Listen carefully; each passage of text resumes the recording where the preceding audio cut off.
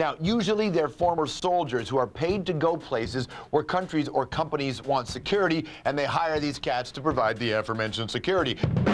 Now, mercenaries go way back to guys like this, the Swiss Guard. It pledged allegiance to the Vatican in the 1500s, and it's been protecting the Pope ever since. Now, fast forward to the 1960s, and Africa was the place to be. Soldiers for hire were brought in to control blacks in South Africa, and they were hired by colonial governments to protect resources in places like Congo, Angola, and Sierra Leone. These days, by the way, Iraq is the hot spot.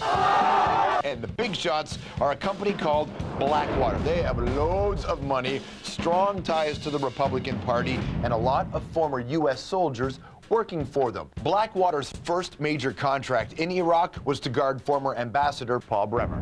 The price tag, $21 million. And that's cheap. In 2005 alone, Blackwater earned more than $220 million in security deals with the United States.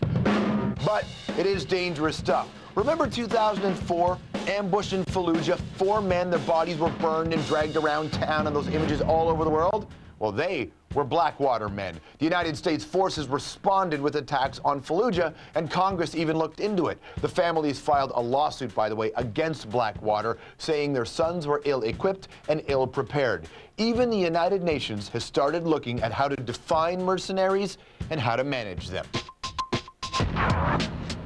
There's a lot of dudes with guns doing work there in those countries. Blackwater, The Rise of the World's Most Powerful Mercenary Army. That's the book, and the man who wrote it, Jeremy Scahill's right here. Nice to see you, man. Great to be with you. Thanks. You know, we see that. You know, that's kind of like a brief rundown to get people, bring them into the conversation about Blackwater, but moreover about mercenaries and the idea of the private military contractors. I just sort of set the stage, man.